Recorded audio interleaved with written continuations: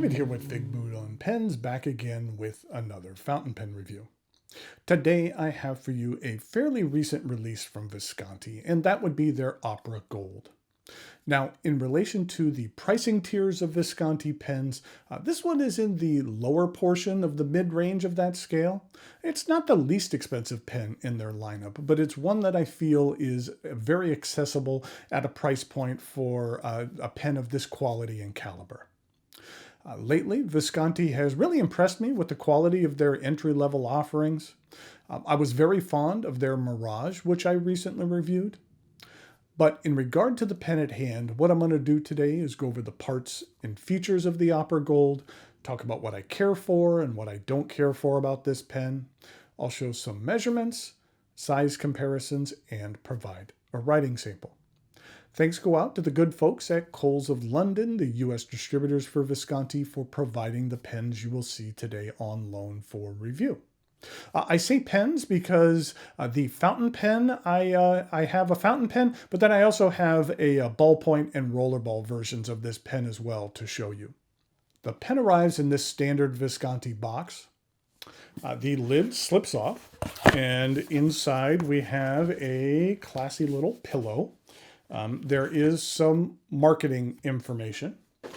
This pen is available in 3 different colors. There is the red, the middle one there is the black, and then there is the blue. And the fountain pen version that I have here is the blue. I also have the ballpoint in red and the rollerball in black. During the size comparisons, I'll give you a closer look at those resins. So this is the Visconti Opera Gold. It's based on the Visconti Opera Master design, but with a few differences. It's called the Gold because each of the resins, the red and black and this blue, each have wisps of gold color incorporated into the resin. It's a very subtle accent, and as with the nature of mixed resins, every pen in this series will differ slightly in regard to coloring. Some will have more prominent gold accents and others will have more subtle accents. The pen is faceted. It has Visconti's classic squaring the circle design, which has been prevalent in many of their designs over the years. My initial impression of this pen was that it was very elegant.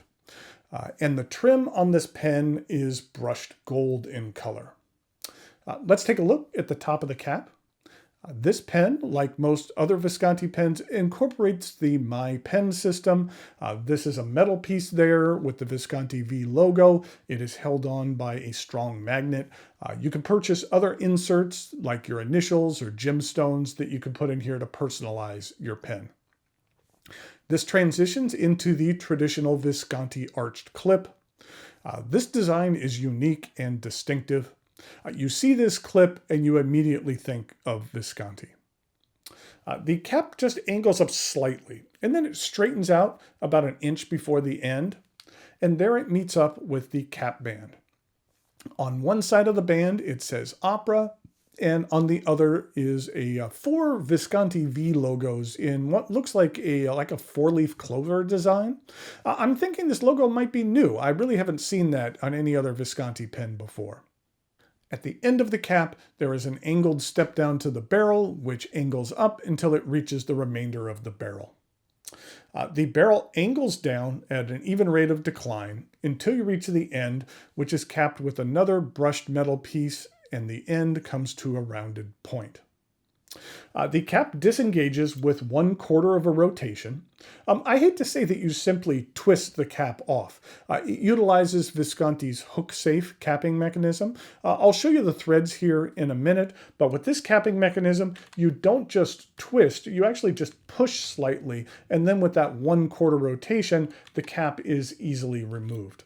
It's a unique and functional design that's one of the things I really enjoy about Visconti pens. Once you have removed the cap, underneath you will find a No. 6 stainless steel nib plated in yellow gold. The nib is available in either fine, medium, or broad. And here's a look at the plastic feed. The section begins with a raised band with alternating Visconti V logos.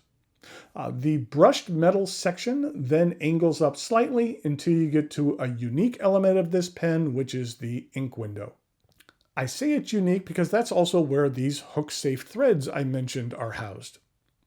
On some Homo sapien models I've used, the edges of this boring has been a little sloppy, but these on this pen are very crisp and clean, which result in a more secure capping.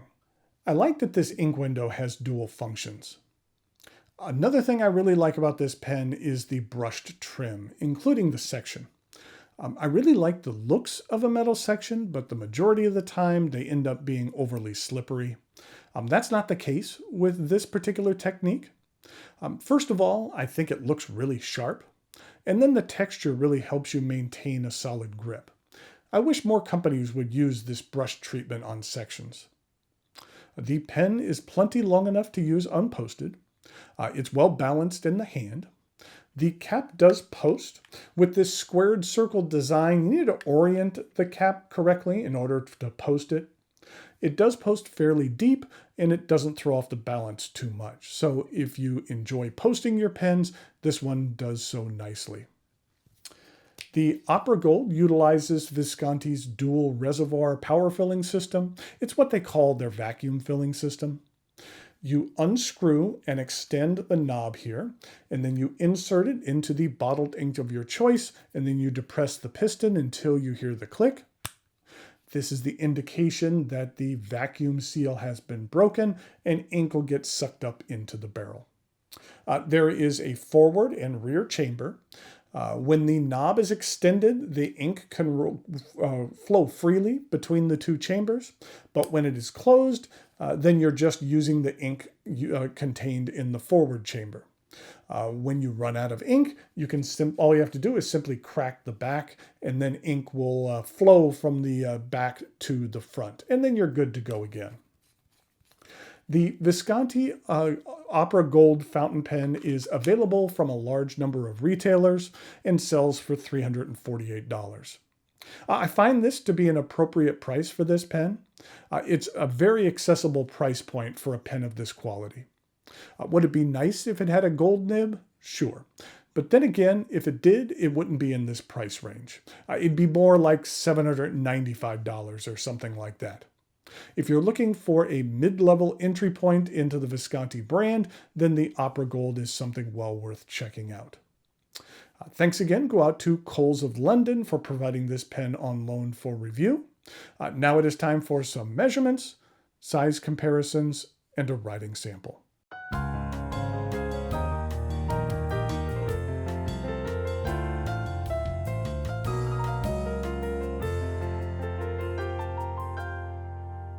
Here we go with some size comparisons for the Visconti Opera Gold. I wanted to give you another look at this resin. You can see how there's kind of wisps of gold throughout it, and it really varies in this material.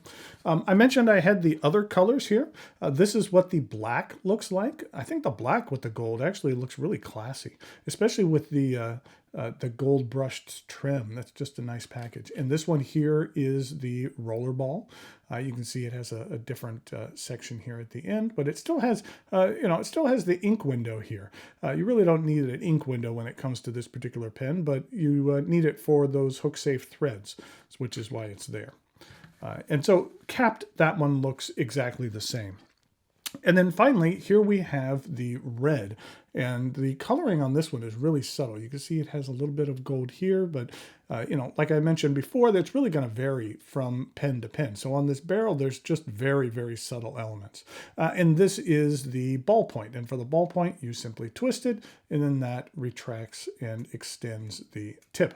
And that's what they look like in comparison. Well, I guess we'll put it this way so you can see. You can see that the ballpoint is a little bit on the smaller side. In regard to some size comparisons for some other Visconti pens, this is an Opera Crystal Midnight to be more specific. And then here it is with a Wall Street. And then here it is with an Opera, and this is the smaller size Opera model.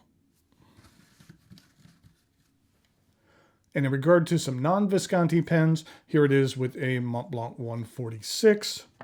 And here it is with a Pilot 823. And then finally, here it is with a Leonardo Momento Zero Grande, and this is in the Carolina Midnight, which was one of my partnerships with Leonardo and Jonathan Brooks. In regard to some uncapped comparisons, this is what it looks like with the Leonardo Momento Zero Grande. Here it is with the Pilot Custom 823, and then finally the Mont Blanc 146.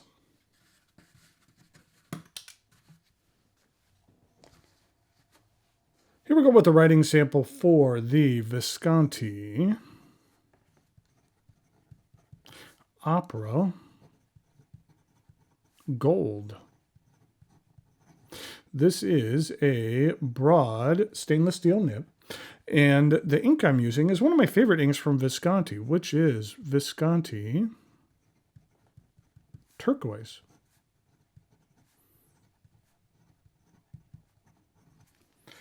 This is what the ink looks like. It's a really nice, solid turquoise. This is what it looks like in comparison to the Pineider turquoise, as well as the Pelican turquoise. This is what the Visconti bottles look like. It's hard to tell here, but yeah, you can get a good look at it. I am really close to finishing this this bottle. It's fairly empty. It's only maybe up to about here. But I like the looks of these bottles, and then it also helps to have it narrowed, tapered down, so you can get to all the ink that's at the bottom. And here we go with the rest of the writing sample.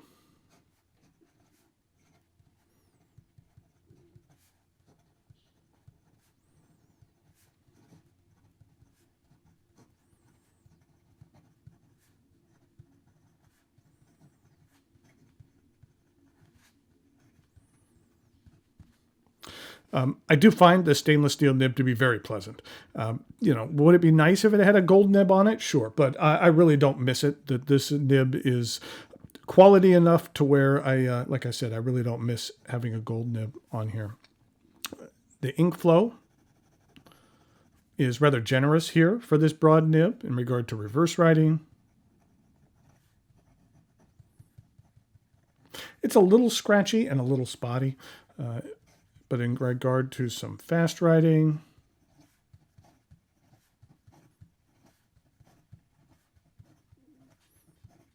the feed keeps up very well. So there we have the Visconti Opera Gold. Then here it is again in the black, and then you can see here with the red as well. I mentioned this previously, but I've been really impressed with the last few Visconti models they've come out with, especially on the lower end of the scale, and how they still make them feel like Viscontis and make them feel like good values for the price point. And I think that this is a very reasonable price for this pen and what you receive. So until next time, thanks for watching, and I'll talk to you later.